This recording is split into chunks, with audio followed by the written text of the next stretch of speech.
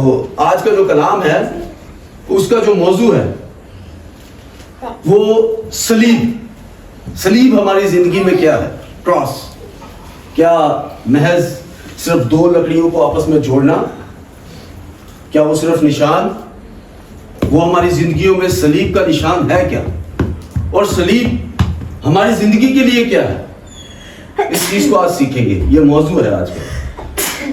صلیب کی جو پہلے ڈیفینیشن میں بیان کر دوں تو صلیب کی جو سزا ہے وہ جب دینا شروع کی گئی تو تب قبل مسیح سے پہلے جو 6ویں صدی سے مطلب 6ویں صدی مسیح کے آنے سے پہلے 6ٹھی صدی میں قبل از مسیح فارسیوں نے سٹارٹ کی تھی. فارسی تھے اس وقت، اس قبیلہ تھا فارسیوں کا. تو فارسیوں نے یہ جو ہے نا سٹارٹ کیا تھا. اس سے پھر چلتے چلتے یہ جو صلیب کی سزا ہے یہ یونانیوں میں آئی ہے. تو یونانیوں سے جب اڈاپٹ کی ہے یہ رومیوں نے اڈاپٹ کی ہے. اور رومی جب سلطنت اپنے اس حکمرانی میں آئی ہے کیونکہ رومیوں نے کتنے خطے پہ قبضہ کر لیا تھا اور ان کی حکمرانی تھی رومیوں کی. تو جب رومیوں کے پاس یہ پہنچی ہے سزا تو انہوں نے اس کو گورنمنٹ سطح پہ اس کو جو ہے نا مخصوص کر دیا کہ جو کوئی بھی ہماری بغاوت کرے گا، گورنمنٹ کے خلاف جائے گا یا ہمارے مذہب کی توہین کرے گا یا مذہبی طور پر کچھ ایسا کہے گا تو اس کو صلیب کی سزا دی جائے گی. اور یہ اس وقت کی سزاؤں میں سے بدترین سزا تھی، ذلیل ہونے والی سزا تھی. وہ لوگوں کو جب صلیب پر لٹکاتے تھے تو آپ سوچئے ذرا کہ صلیب پر لٹک کے اس میں جب کیل گاڑے جاتے تھے تو گھٹنے توڑے جاتے تھے، بلڈ ایک ایک قطرہ کر کے نکلتا تھا. جب بلڈ آہستہ آہستہ بڑھتا تو سب میڈیکل کے لوگ بیٹھے ہوئے تو جب بلڈ کی کمی ہوتی ہے تو سانس پرابلم کرتی ہے، آکسیجن کی پرابلم ہوتی ہے، سانس لینے میں مشکل ہوتی ہے. تو آہستہ آہستہ سسک کے اس کی جان نکلتی ہے. یہ سزا تھی اس وقت کی. تو اس کی پھر جو عروج ہے اس صلیب کے عروج کو کہ اس صلیب کی جو فیمس وہ ہستی ہے وہ یسوع ہے. جب یسوع کو صلیب دی گئی تو اس کراس کی، اس صلیب کی اہمیت کو 4 چاند لگ گئے. وہ جو ذلت والی موت تھی اس کو فتح مندی کا نشان ہمیں مل گیا. تو یہ اس وقت کی جو سزا تھی اس کو ختم کہاں پہ کیا گیا؟ جب مسیح کے بعد بھی بہت سے لوگوں کو صلیب دی گئی ہے. ایسا نہیں ہے کہ مسیح کے بعد جو ہے نا کراس کا جو صلیبی موت تھی وہ نہیں دی جاتی تھی، ایسا نہیں ہے. مسیح کے بعد بھی 300 سال تک 313 عیسوی تک یہ سزا چلتی رہی ہے. اور جب 313 عیسوی میں ایک بادشاہ آیا تھا، کونسٹائن بادشاہ آیا تھا رومیوں میں، رومی حکومت کی سلطنت میں وہ کونسٹائن بادشاہ آیا تھا. اس نے جب مسیحیت کو قبول کیا، اس نے جب مسیح کو پہچانا اور اس نے جانا کہ یہ جو کراس ہے یہ ہماری اہمیت کیا ہے، اس پہ ہمارے مسیح کو لٹکایا گیا تھا اور اس کا لہو بہا ہے، تو اس کو وہ نجات ملی. اور اس نے اس وقت یہ صلیب کو ختم کیا تھا. اس کے بعد کوئی اور سزا دی ہوگی مگر وہ جو صلیب کی سزا تھی وہ 1313 عیسوی میں ڈسٹروائے ہوگی، یہ ختم کی گئی. یہ تھا صلیب کا کچھ موضوع. اور یہ ہے یہ اب ہم اپنی آیت کے لیے چلتے ہیں. تو متی کی انجیل نکالیے 16 باب، متی کی انجیل اس کا 16 باب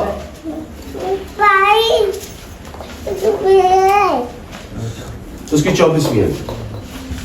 پلیز کوئی بھی ساتھ دیجیے اونچی آواز میں. اس وقت یسوع نے اپنے شاگردوں سے کہا کہ اگر کوئی میرے پیچھے آنا چاہے تو اپنی خودی کا انکار کرے اور اپنی صلیب اٹھائے اور میرے پیچھے ہو لے. خدا ان کے پاک کلام کو پڑھا اور سنا جانا ہمارے لیے بھائی سے برکت ہو. خدا کا شکر. یہ آیت اس وقت جب یہ آیت کہی گئی ہے یہ اس وقت مسیح یسوع اپنے شاگردوں سے منتخب ہے اور خطاب کر رہے ہیں، اپنے شاگردوں کو لے کے بیٹھے ہیں. اور وہ بات کیا ہو رہی ہے؟ جب یہ پس منظر جو بات ہو رہی ہے وہ بات یہ ہو رہی ہے پہلی دفعہ یسوع نے اپنے شاگردوں پر ظاہر کیا ہے کہ مجھے صلیب دی جائے گی, میں موت میں جاؤں گا اور پھر زندہ ہو کے اٹھا لیا جاؤں گا. یہ پہلی دفعہ شاگردوں کو یسوع بتا رہے ہیں, یہ پہلی مرتبہ. اس کے بعد یہ آیت بیان کی گئی ہے. یہاں پر پطرس جو ہے, پطرس نے تھوڑا سا اس میں یہ سن کر کہ کیونکہ شاگرد جو ہے وہ انسانی طور پر سوچتے ہیں اس وقت کی, جب وہ یسوع نے کہا کہ مجھے صلیب دی جائے گی اور مجھے موت میں سے گزروں گا, تو شاگرد سوچ رہے ہیں کہ ہم کس کے ساتھ ہیں؟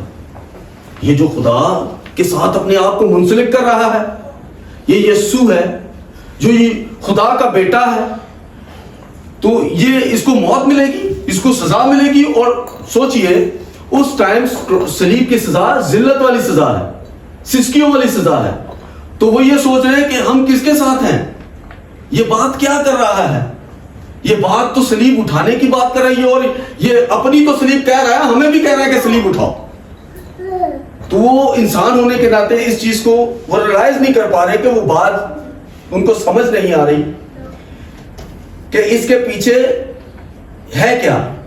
بظاہر یسوع اس کے پیچھے صرف برکت, معجزات, چنگائی یا تجربہ نہیں ہے, بلکہ یہ حقیقت یعنی اپنی جان, اپنی خواہش اور اپنی بنیادی آرام کی قربانی دینے کی بات ہو رہی ہے. یہ ان کو سمجھ نہیں آ رہی. تو یسوع بات کر رہے ہیں خواہشات کی, آرام کی, خودی کی, انا کی, کہ یہ چیزوں کو جو نا آپ نے چھوڑنا ہے. تو وہ یہ بات ہو رہی ہے. اور اس آیات میں دیکھیں, پہلے اپنے آپ سے انکار کریں, مطلب اپنے آپ سے انکار کرنا, اس کا مطلب اپنی شخصیت اور اپنے وجود کو رد کر دینا.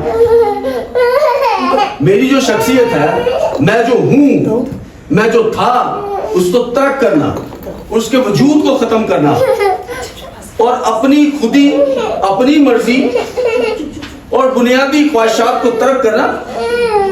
اپنی انا, ہر بندے کی ایک انا ہوتی ہے, وہ یا تم گل کر کے جائیں گا کتے, میں تمہیں چھڑاں گا نہیں, انا ہے نا. مگر جدو مسیح نو قبول کرنے ہیں تو اپنی انا نو چھڑنا پڑنا, اپنی انا کو پیچھے رکھنا پڑنا ہے.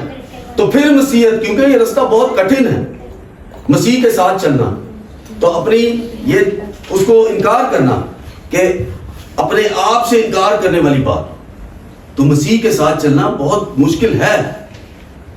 کیونکہ انسان کی جو خواہشات کا مطلب وہ جینا چاہتا ہے, وہ اپنے آپ کو کھل کے جینا چاہتا ہے, مگر مسیح کے اندر رہتے ہوئے کچھ چیزوں کو چھوڑنا پڑے گا. تو یہ اپنے آپ سے انکار کرنے والی بات ہے. تو اپنی خودی سے انکار کرنا ہے, انا سے انکار کرنا ہے, اپنے آپ سے انکار کرنا ہے, اپنی بری روشوں کو ترک کرنا ہے.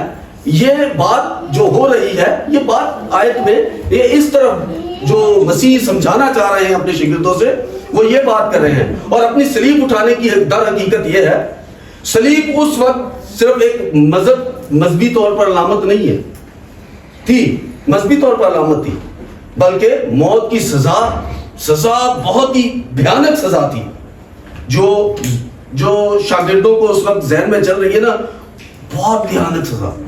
سسک قطرے بگڑے نے خون دے تے بے حال.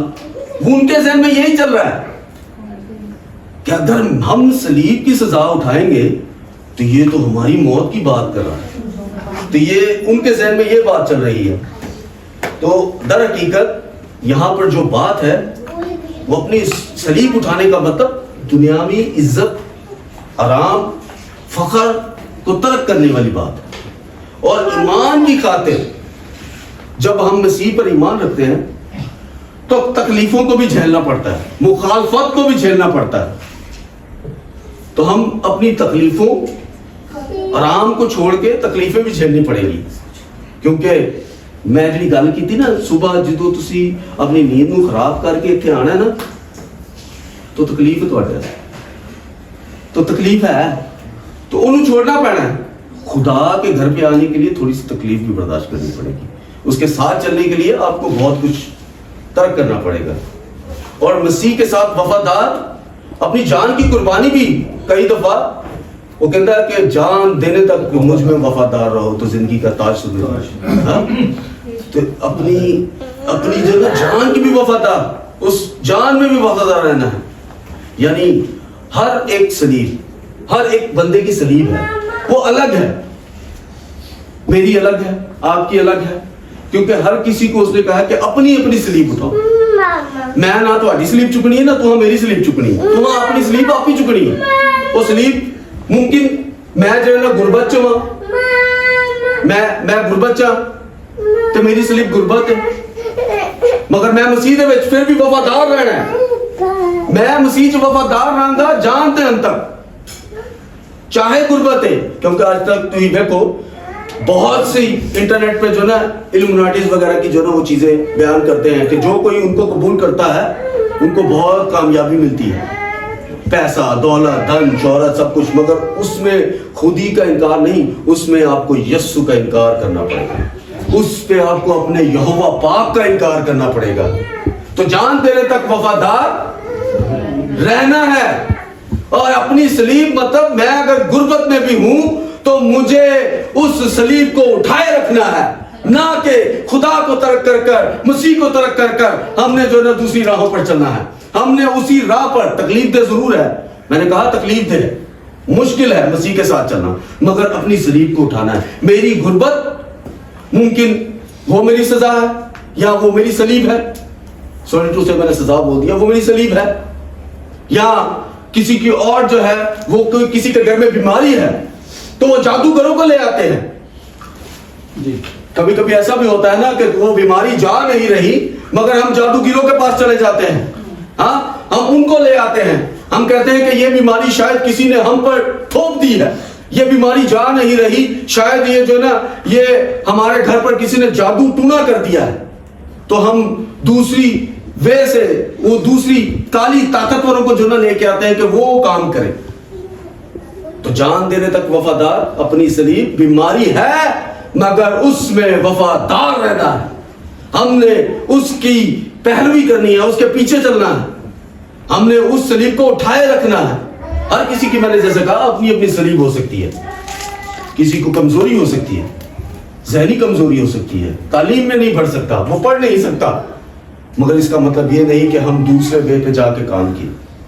ہم نے خدا کے ساتھ اس کے پیچھے, اور اگر ہم خدا کے منسلک کیے ہوئے ہیں, جیسے میں نے پچھلے میسج میں بات کی تھی کہ ہم چنے ہوئے لوگ ہیں, تو اگر ہم چنے ہوئے ہیں اور اگر ہم خداوند کی مخصوص کی ہوئی قوم ہے, وہ ہمیں جانتا ہے, تو ہم اس پہ چلیں گے, چاہے وہ مشکل ہو, چاہے وہ کٹھن ہو, چاہے کیسے بھی راستے ہوں, ہم جان دینے تک اس میں وفادار رہیں گے. ہاللیلویا. پلیز میری باتیں سمجھ میں آ رہی ہیں؟ جی بالکل. اور اسی تعلیم کو ہم مانیں گے, اسی پہ عمل کریں گے. یہ رستہ آسان تو نہیں ہے, مگر یہی ایک رستہ ہے جو زندگی, نجات اور جلال کے لیے ہے, خدا کے جلال کے لیے ہے. اور مسیح اپنے پیروکار سے کہہ رہے ہیں, اپنی خواہشات سے انکار کرو, صلیب کو اٹھاؤ اور میرے پیچھے ہو لو. ہاللیلویا. یہ بات آج ہماری کلیسیا کے لیے بھی ہے, اور یہ بات آج ہمیں بہت سی طرح سے لاگو ہوتی ہے روزمرہ کی زندگی میں. جب ہم اپنی مرضی یا خدا کی مرضی میں سے ایک کو چننا پڑتا ہے نا, تو ہم اپنی خواہشات کو چھوڑ کر خدا کی خواہش کو پورا کریں, تو یہ اپنی سلیب اٹھانے والی بات ہے اور اس کے پیچھے ہو لینے والی بات ہے. تو خاندان میں, سماج میں, جیسے مثال کے طور پر مجھے یہ توڑا دیا گیا ہے کہ میں آپ کو خدمت کروں, میں آپ کو کلام پیش کروں, تو یہ خدا نے مجھے توڑا بخشا ہے. اگر یہ ضرور ہے کہ جب خدا مجھے توڑا دے گا یا خدا مجھے منسلک کرتا ہے اور یہاں پر آ کر میں آپ سے بات کرتا ہوں, تو یقیناً اس میں مخالفت بھی ہوگی, یقیناً مجھے کچھ سہنا بھی پڑے گا. مخالفت وہ شیطان کی طرف سے, کیونکہ یہ خدا کی راہ پر نہ چلے, خاندان کی طرف سے, سماج کی طرف سے, یہ چیزیں مجھے سہنی پڑیں گی, اور مجھے اس کے پیروکار اور وفادار رہنا ہے, چرچ میں بھی, خدمت میں بھی, اور کئی چیزیں سہولتیں جو نا مجھے چھوڑنی پڑیں گی, کئی چیزوں کو सहूलतें मुझे छोड़नी पड़ी। मिसाल के तौर पर मैं खुदा के कलाम की तैयारी करनी है और मैं टिकटॉक पे लगा, सिंपल टिकटॉक पे लगा हूं, शैतान मेरे ज़हन से कर रहा है, वसवसे जारी कर रहा है कि सबर कर जा, कलाम की तैयारी बाद चुका ले, पहले तू जो है ये मदद ले लै, हैं वो अपनी सहूलतां नूं छोड़ना है।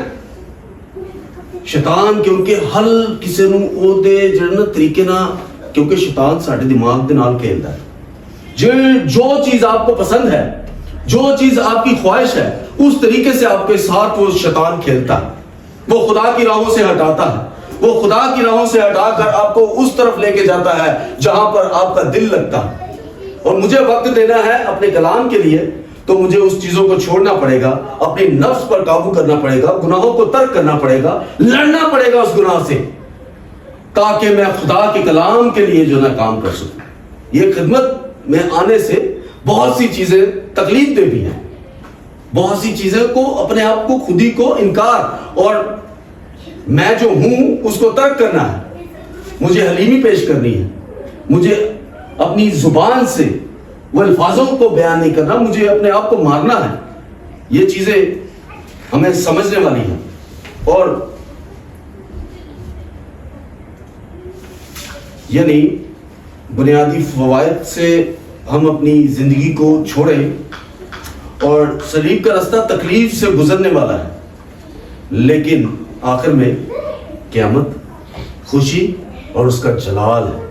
यकीनन इस दुनिया में हम तकलीफ से गुजरते हैं क्योंकि खुदा की राह मुश्किल है, उसके जलाल में थोड़ी सी रुकावट है, क्योंकि शैतान जो जंग है, वो शैतान की जंग यही है कि वो आपको रोकता है कि खुदा की राह पर नहीं चलना।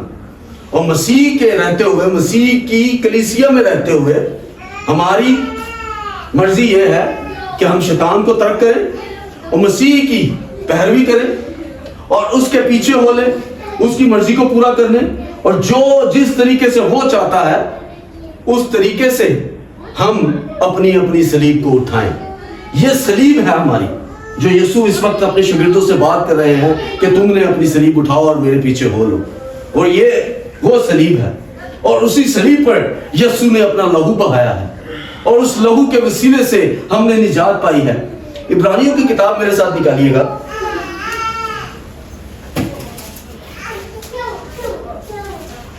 इब्रानियों 9 बाब। ये लहू बहाने वाली जो बात है कि लहू, यीशु ने लहू बहाया है हमारे लिए। 22 9 बाब उसकी 22 आयत। और शरीयत के मुताबिक और तकरीबन सब चीजें खून से पाक की जाती हैं और खून बहाए बगैर माफी नहीं होती। Hallelujah, hallelujah. खून बहाए बगैर माफी नहीं है। सलीब की बात हो रही है और यीशु ने उसी सलीब की बात पर अपना लहू बहाया है, उस सलीब पर लहू बहाया है, और सलीब पर लहू बहाने से ही हमने मुक्ति और निजात पाई है। हमने अपनी तकलीफों से, अपनी वो रविशों से, अपनी उस सारी बदकारियों से जो इब्तिदा से हमारे साथ चलती आ रही थी, वो मसीह के यीशु के उस सलीब पर जान देने से हमने क्या पाई है? निजात पाई है, निजात पाई है। और कभी कभी मेरे ज़हन में एक सवाल आता था, शायद आप में भी किसी को आता हो, क्योंकि जब सवाल जन्म लेते हैं तो फिर ही उसका जवाब मिलता है। सवाल लाजिम है कि आपके ज़हन में कोई सवाल चलने चाहिए, क्योंकि जब आप सवाल ढूंढते हैं, जब सवाल इसमें आता है ना, तो फिर जवाब की भी खोज शुरू होती है कि क्या ऐसा भी, अगर मैं जैसे सोचता हूं, शायद आप भी शायद सोचते हो, आखिरकार यीशु को सलीब की ही सजा क्यों दी गई? क्या उस वक्त उस माशरे में, क्योंकि सलीब की सजा दी गई थी, चलती आ रही थी, रोमी हुकूमत ने उसको जो ना वो गवर्नमेंट सतह पे जो है ना लिया था, तो इसलिए सलीब की सजा दी गई थी। मगर वो तो खुदा का बेटा है, अगर खुदा चाहता तो उस सदियों में से वो सजा को तब्दील कर सकता था। सजा नविश्ते भी दूसरे हो सकते थे। अगर खुदा ने नविश्ते किए थे यसाया से, जैसे बहुत से नबियों ने आके कहा कि ऐसा होगा ऐसा होगा, वो नविश्ते पूरे होने थे, मगर खुदा अपने नबियों से कुछ और भी तो कह सकता था। उस सजा को भी तो तब्दील हो सकता था, उस सजा को, सलीब को हटाकर कोई और सजा भी तो दे सकता था, क्योंकि लहू ही तो बहाना है, उसके लहू ने हमको पाक करना है। तो आखिरकार उसका लहू सलीब पर ही क्यों? बड़ी गहरी सोच है, सलीब पर ही क्यों उसने लहू बहाया? आखिरकार सजा दूसरी भी दिशा, कत्ल किया जा सकता है, किसी तरीके से भी लहू बहाया जा सकता है, जमीन को पाक किया जा सकता है, मगर उसको सलीब ही क्यों दी गई? मैं इसका छोटा सा एक सिंपल मेथड मुझे जो समझ में आया है, मैं आपको समझाने की कोशिश करूंगा। जॉयल प्लीज थोड़ा सा मेरा साथ देना, इधर आना प्लीज। मैं आपको समझाने की कोशिश करूंगा कि खुदा ने उस सलीब को किस तरीके से हमें जो है ना मुक्ति दिलाई है। ये आप सोचिए कि खुदा ने आदम को बनाया, खुदा ने आदम को बनाया, तो जब खुदा ने मिट्टी ली तो क्या किस तरीके से आदम को लिटा के ऐसे ही बना दिया, ऐसे मिट्टी लेके?